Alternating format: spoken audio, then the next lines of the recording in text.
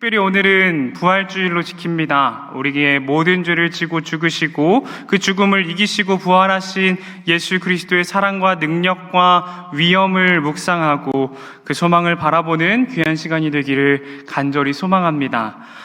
여러분은 부활이라는 표현을 듣는다면 어떤 생각이 드나요? 부활하면 무슨 생각이 드십니까? 누군가는 과학적이지도 않고 일어날 수 없는 일이라고 생각할지도 모릅니다. 또 누군가는 죽음을 이기시고 승리하신 그리스도의 사건이다 라고 고백할지도 모릅니다. 또 누군가는 나와는 전혀 상관없는 사건이고 고민할 가치가 없는 사건이다 라고 생각할지도 모르겠습니다. 그렇습니다. 부활이라는 말이 우리와 동떨어진 사건이고 사실이 아니라고 생각이 들 때가 있습니다. 어쩌면 우리 중에는 그렇게 생각하고 있는 분들도 있을지도 모르겠습니다. 그렇게 우리는 부활이라는 것에 대해서 알려고 하지도 않고 기대를 하지도 않습니다. 이미 끝났고 앞으로 온다고는 하지만 그게 언제인지도 모르기에 지금 내 눈앞에 있는 문제를 해결하기에 급급할 때가 많습니다. 부활에 대해 묵상하기보다는 오늘 내가 저녁에 짬뽕을 먹을지 짜장면을 먹을지를 더 진지하게 고민하는 게 어쩌면 우리의 인생일지도 모릅니다. 특별히 십자가의 고난과 사랑에 대해서는 많이 묵상합니다. 하지만 부활에 대해서는 묵상하지 않을 때가 많습니다. 고난 주간 한 주 동안 뜨겁게 보냅니다. 그 십자가를 고민하고 묵상하며 그 십자가의 은혜를 내가 누리며 살기 위해 기도하고 찬양드리고 예배하며 그 고난을 기념하고 또 기억함으로 말미암아 나의 삶 가운데에서도 주님의 고난을 보이기 위해 노력할 때가 참 많습니다. 근데 고난주간이 끝나면 어떻습니까? 부활에 대해서 생각하지 않습니다. 하지만 십자가와 부활은 결코 뗄래야 뗄 수가 없는 사이입니다. 십자가를 믿어야지만 부활에 대해 묵상할 수 있고 부활을 믿어야지만 십자가의 참 의미를 깨달을 수 있기 때문입니다. 오늘 우리는 부활주의를 맞아 그 부활의 사건이 어떤 사건이었는지, 그 부활이 우리에게 무슨 상관이 있는지, 그래서 우리는 그 부활을 어떻게 기념하고 그 기념하는 마음으로 우리의 한평생을 어떻게 살아내야 하는지에 대해서 함께 나눠보고자 합니다. 오늘은 부활주일입니다. 부활주일이란 무엇입니까? 예수 그리스도의 부활을 기념하는 날입니다. 저번 주에 우리는 고난주간으로 한 주를 예수 그리스도의 십자가를 묵상하며 그 은혜를 기억하는 한 주를 보냈습니다. 잘 살아냈던 것 같아요. 아마 잘 살아냈을 것이라고 생각을 합니다. 그리스도의 십자가에 대해서 우리가 많은 묵상을 합니다. 그 과정이 어땠는지, 그 고통이 어떤 고통이었는지 여러 자료들과 또 여러 설교들을 통해서 우리는 너무나도 잘 알고 있습니다.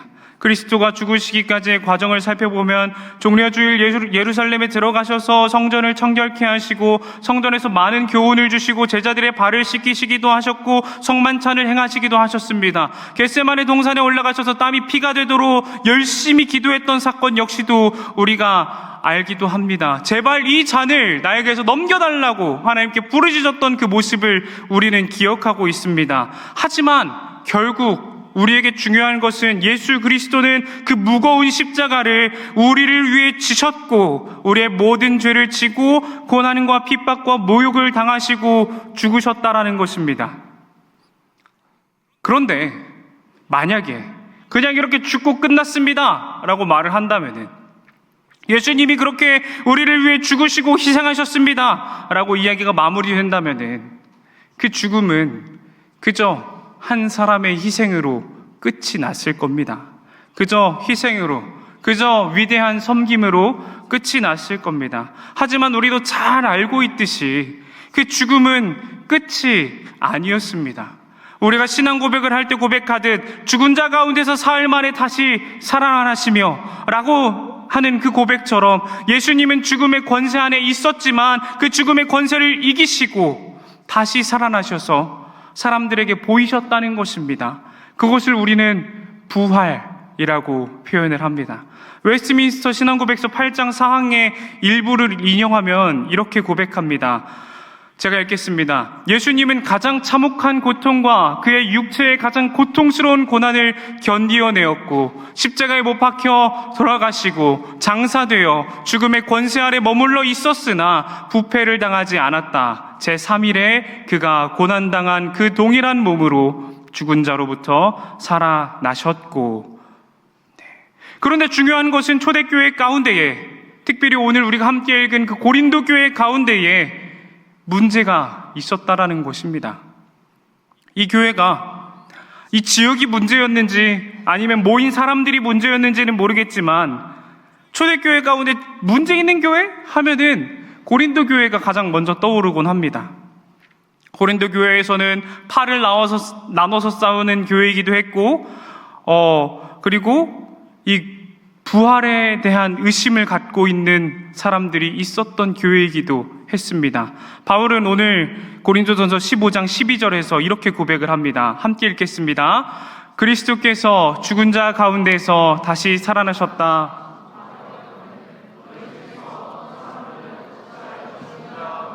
부활이 없다 하느냐? 아멘.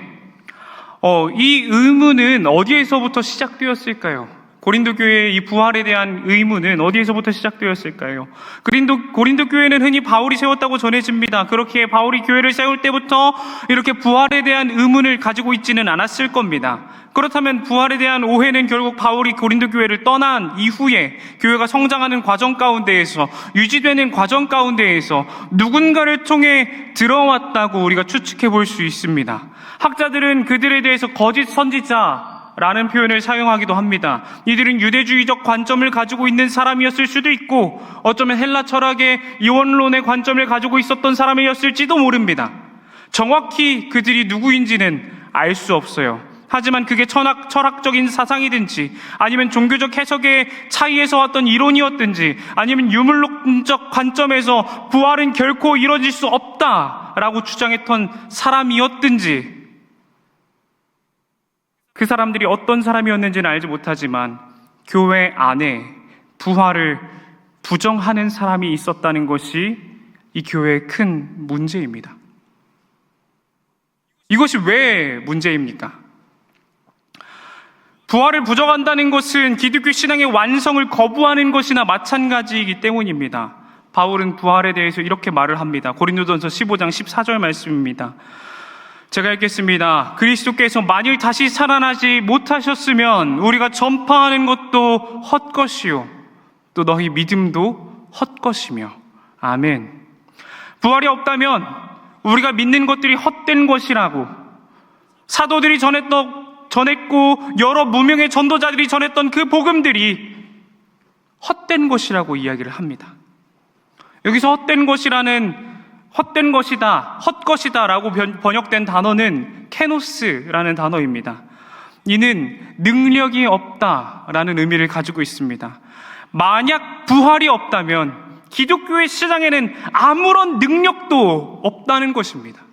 예수 그리스도가 이 세상을 구원할 능력도, 그리스도를 닮아 살아가는 우리가 선하게 살아가려는 능력도, 그렇기에 이 부활이라는 개념은 우리의 신앙 가운데에 너무나도 중요합니다.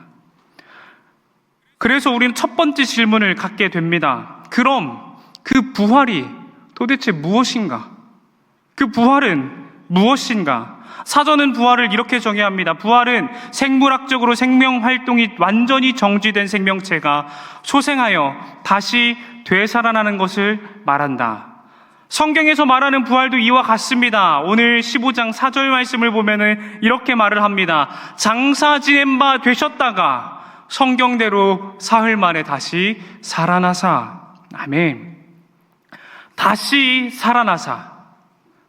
이 부활의 모습에 대해서 우리는 여러 힌트를 얻을 수 있습니다. 특별히 바울이 열거하고 있는 사건들을 통해 많은 힌트를 얻을 수 있습니다. 먼저는 게바, 즉 베드로와 12 제자들에게 예수님께서 부활하신 이후에 보이셨다고 말을 합니다. 복음서를 보면은 우리는 예수님이 살아나셔서 무슨 일을 하셨는지 알 수 있습니다.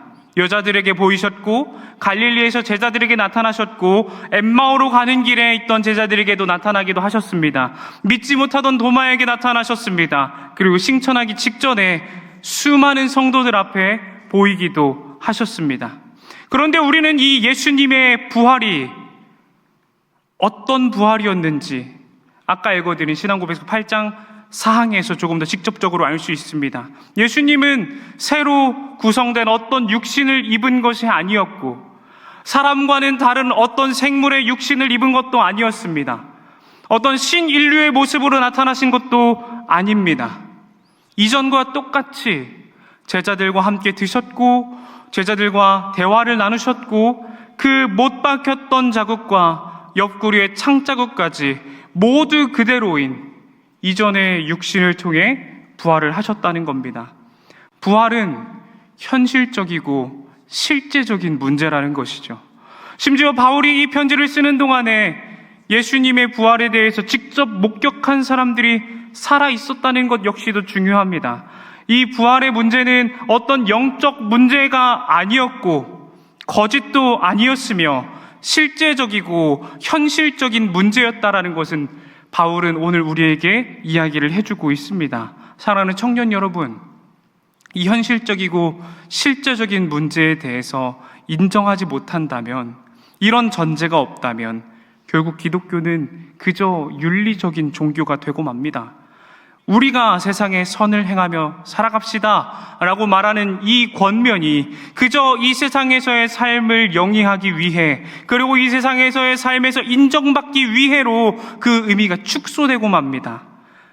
우리가 전하고 증언하는 복음은 케노스, 능력이 없어지는 것입니다. 그렇다면 성도에게, 기독교 신앙을 가지고 있는 자들에게 부활은 어떤 의미를 가질까요? 세상은 자주 그렇게 말을 합니다. 현실을 사는 게 중요하다. 가끔 우리는 그런 말을 듣곤 합니다. 현실을 살아라.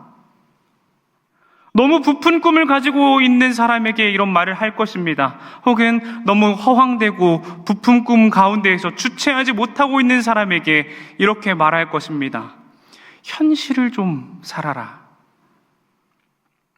어쩌면 무언가에 너무 몰입한 나머지 이 삶을 돌보지 않는 사람에게도 그런 말을 할지도 모르겠습니다. 그렇게 우리는 현실을 살아갑니다. 더 여유롭게, 더 많은 것을 얻기 위해서 살아갑니다. 어쩌면 신앙생활도 그럴지도 모르겠습니다. 예수님을 찾는 이유, 기도하는 이유, 예배하는 이유도 그저 나의 유익을 위해, 내가 무언가를 더 얻기 위해 드리는 것일지도 모릅니다. 어쩌면 이 자리에 그렇게 예배하고 기도하시는 분들이 있으실지도 모르겠습니다. 우리의 현실을 살아가는 것이죠. 고린도 교회 안에서도 그런 사람들이 있었던 것 같습니다. 그리스도를 바라보며, 그 부활을 바라보며 부활에 대해서 거부하고 부활을 믿지 않았던 사람들, 그리고 그로 말미암아 세상의 것을 더욱 갖고자 했고 교회 공동체를 통해 자신의 의의를 드높이고 싶었던 사람들, 혹은 그 모든 것을 통해 죽음 이후에 무슨 일이 있을지 기대하고 그 먼 미래를 바라보며 살아가기보다 지금 내 앞에 주어진 작은 이익만을 따라가던 사람들, 바울은 그 사람들을 향해 이렇게 말을 합니다. 고린도전서 15장 19절 말씀입니다. 우리 함께 읽어보도록 하겠습니다. 만일 그리스도 안에서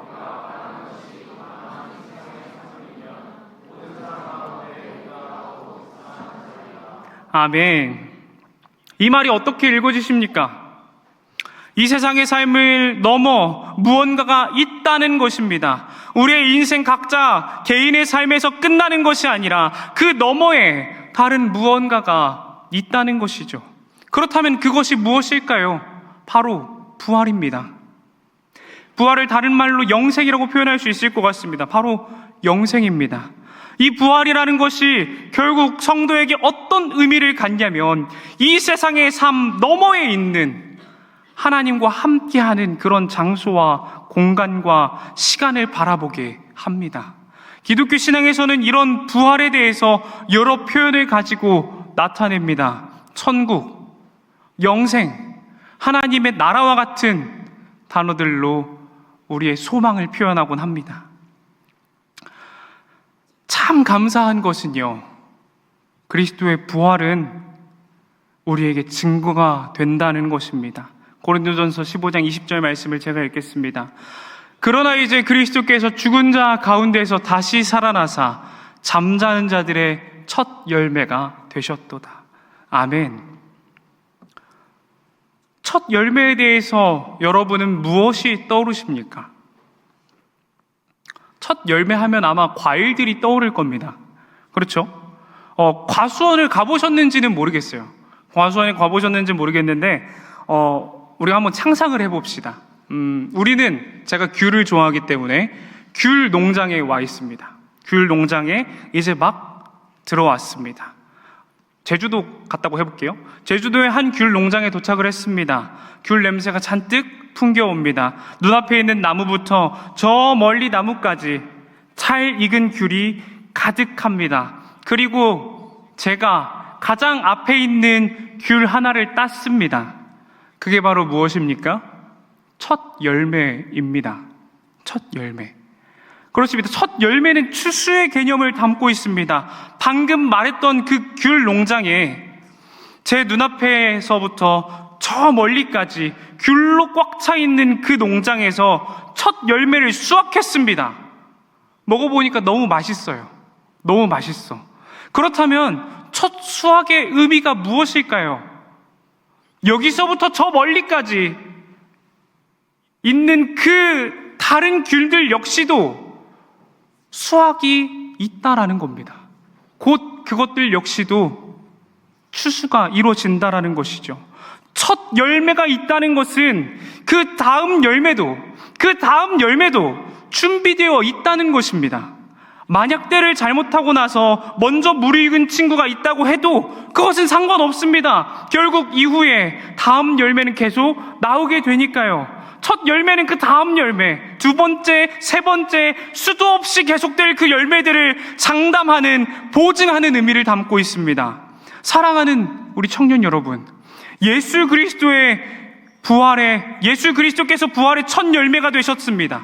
십자가에서 고난을 당하시고 죽으신 이후에 사흘 만에 다시 살아나심으로 부활의 첫 열매가 되셨습니다. 그리고 그 부활의 첫 열매가 있다는 것은 곧 두 번째, 세 번째 열매도 있다는 것을 의미합니다. 이는 죄와 부활의 문제가 같습니다.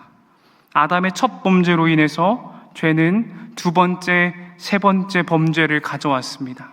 성경에서 말하듯 그 한 사람으로 말미암아 죄가, 사망이 이 세상 가운데 가득하게 되었습니다. 모든 세상 사람들 가운데 미치게 되었습니다. 예수 그리스도도 마찬가지입니다. 그 구원도 부활도 마찬가지입니다. 예수 그리스도의 한 사람으로 말미암아 부활의 역사가, 그 구원의 역사가, 하나님의 자녀됨의 역사가 모든 사람에게 미치는 것입니다. 그렇다면 이 부활은 언제 열매를 맺게 될까요? 이 두 번째, 세 번째 열매는 언제 맺게 될까요? 고린도전서 15장 23절에서는 이렇게 말을 합니다. 그러나 각각 자기 차례대로 되리니 먼저는 첫 열매인 그리스도요, 다음에는 그가 강림하실 때에 그리스도에게 속한 자요. 아멘. 이 부활의 열매가 맺는 때는 성경에서 기록하고 있습니다. 그리스도가 다시 강림할 그때, 다시 오실 그때, 예수 그리스도가 이 땅에 다시 오실 그때에 부활의 두 번째, 세 번째 열매가 맺는다는 것입니다.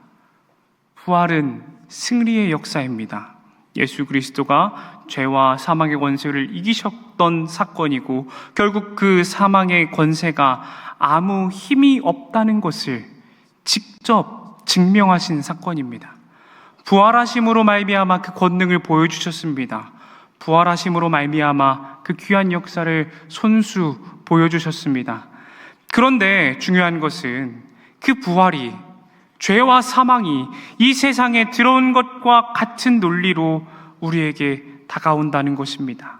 이게 우리에게는 큰 위로가 됩니다. 죄와 사망이 한 사람으로 말미암아 우리가 하나님이 아닌 내 마음대로, 내 마음의 원대로, 내 육신의 원대로 행하는 것 같이 그 죄와 사망을 이기신 예수 그리스도로 말미암아 우리 역시 승리의 역사에 동참할 수 있게 됐다는 것입니다. 에베소서 2장 3절부터 6절까지의 말씀을 제가 읽어드리겠습니다. 전에는 우리도 다 그 가운데서 우리 육체의 욕심을 따라 지내며 육체와 마음에 원하는 것을 하여 다른 이들과 같이 본질상 진노의 자녀이었더니 긍휼이 풍성하신 하나님이 우리를 사랑하신 그 큰 사랑을 인하여 허물로 죽은 우리를 그리스도와 함께 살리셨고 또 함께 일으키사 그리스도 예수 안에서 함께 하늘에 앉히시니. 아멘. 우리가 진노의 자녀였지만, 본질상 진노의 자녀였지만, 내 육체의 욕심, 육체의 마음에 원하는 것들만을 행하는 진노의 자녀였지만, 하나님의 사랑과 예수 그리스도의 희생으로 말미암아, 그리고 성령의 믿게 하시는 역사로 말미암아 우리를 살리셨다는 것입니다. 부활케 하신다는 것입니다. 지금 우리의 인생이 실질적인 부활이 일어난 상태는 아니지만 영적으로 죽었던 내가 다시 살아나고 나중에 우리의 육신이 죽은 이후에 예수 그리스도가 다시 오실 날에 잠자는 자들의 첫 열매가 되셨던 예수 그리스도와 같이 두 번째 열매로, 세 번째 열매로 부활케 된다는 것입니다. 이 말은 본질상 진노의 자녀였던 우리의 신분이 변화되었음을 의미합니다. 그리스도와 함께 다시 살아났고 그리스도의 의롭다 하심으로 말미암아 의롭게 된 우리는 아들의 명분을 얻게 되었다는 것입니다. 진노의 자녀가 아니라 하나님의 자녀로 그 부활을 꿈꾸며 부활을 기대하며 살아갈 수 있다는 것입니다. 갈라디아서 4장 5절에서는 이렇게 말씀합니다. 율법 아래에 있는 자들을 속량하시고 우리로 아들의 명분을 얻게 하려 하심이라. 아멘. 그렇다면 우리 성도 여러분, 여러분은 이제 본질상의 진노의 자녀가 아니라 하나님의 자녀가 되었습니다. 그 권세를 받았습니다. 그 명분까지도 있습니다. 그러면 부활을 믿는 우리는 무엇을 바라며 살아가야 합니까? 부활을 믿는 우리는, 그 소망을 품고 살아가는 우리는 무엇을 바라며 살아가야 합니까? 앞에서 말했듯이 현실을 살아가라는 말은 성도에게는 맞지 않는 말입니다. 성도는 현실을 바라보며 살아가는 존재가 아닙니다. 그런데 우리는 어떻습니까? 두렵습니다. 걱정이 됩니다. 우는 사자와 같이 세상의 여러 걱정들은 우리를 집어삼키기 위해 기다리고 있습니다. 많은 현실의 문제가 있습니다. 학점도 잘 받아야 하고요. 공부도 열심히 해야 하고요. 동아리 활동도 열심히 해야 되고요. 이것저것 하느라 바쁜데, 취업 준비하느라 바쁜데, 취업을 하더라도 그 업무를 잘 해내기 위해 출퇴근 시간이 너무 멀어서 힘겹습니다. 지금 당장 내 눈앞에 있는 이것들이, 이 문제들이 너무 커 보이기에, 눈앞을 가리고 있기에 부활을 묵상할 시간도 없고 십자가를 묵상할 시간도 없고 고민하기도 피곤하고 힘들고 기도하기도 힘들지 않으십니까? 그때 우리는 우리의 선배들의 믿음을 기억해야 합니다. 그들이 그 상황을 어떻게 헤쳐나갔는지, 어떤 믿음으로 나아갔는지 그것을 알 때에 지금을 살아가는 우리는 지금 우리 앞에 있는 문제를 헤쳐나갈 수 있습니다. 상황은 바뀝니다. 사회는 바뀝니다. 시대는 바뀝니다. 그렇기에 우리의 눈앞에 있는 문제도 바뀝니다. 하지만 진리는 변하지 않습니다. 우리는 그 진리를 바라보며 나아가야 합니다. 바울은 이렇게 고백합니다. 고린도후서 1장 8절부터 9절까지의 말씀입니다. 우리가 한 목소리를 읽어보도록 하겠습니다. 형제들아, 우리가 아시아에서 당한 환난을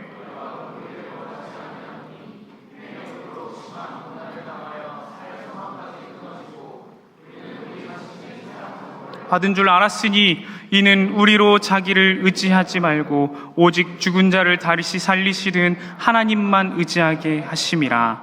아멘. 이 말씀이 나 힘들었어요. 나 이만큼 힘들었어요. 그러니까 나 인정해 주세요. 라는 말씀이 아닙니다. 초대교회의 눈앞에 있는 고민은 이것이었습니다. 어떻게 믿음을 지킬 것인가? 어떻게 고문으로 말미암아 목숨을 잃어가는 내 동료를 보면서도 믿음을 지킬 것인가? 어떻게 옆에 굶어 죽어가고 있는 내 친구를 보면서도 믿음을 지킬 것인가? 심각한 고민입니다. 지금을 살아가고 있는 우리의 문제는 너무나도 작게 여겨질 만큼 심각한 고민입니다. 그 고민의 답이 무엇입니까? 오직 죽은 자를 다시 살리시는 하나님만 의지하자라는 것입니다. 우리는 이것을 부활, 소망이라고 표현합니다. 또 다른 표현으로는 하나님 나라를 바라보는 것이라고 표현할 수도 있을 것 같습니다.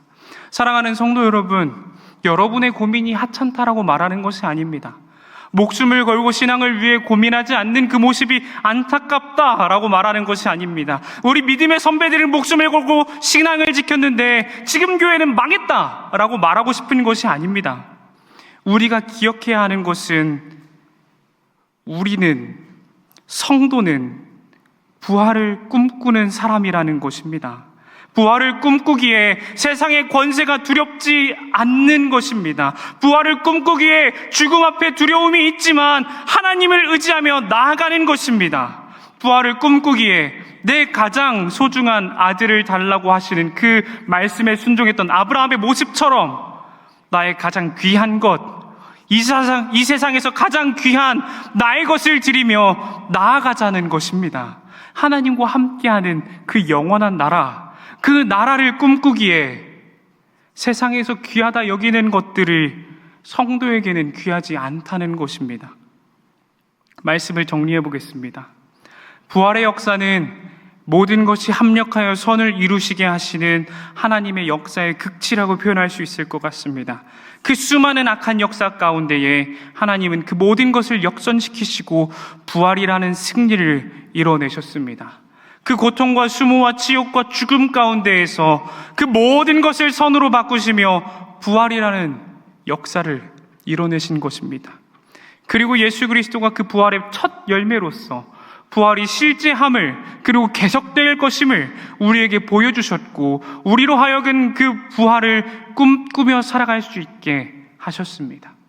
그렇게 성도는 세상의 것을 꿈꾸는 것이 아니라 부활을 꿈꾸고 하나님의 나라를 꿈꿀 수 있습니다. 잠자는 자들의 첫 열매가 되신 예수 그리스도를 꿈꿀 수 있는 것입니다. 그렇게 성도는 두 번째 열매로 맺어질 수 있습니다.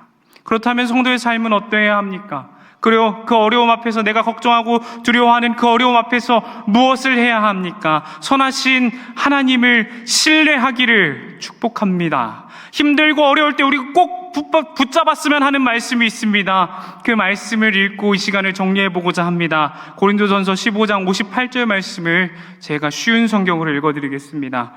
그러므로 나의 사랑하는 성도 여러분, 굳게 서서 흔들리지 말고 항상 주님의 일을 위해 자신을 드리십시오.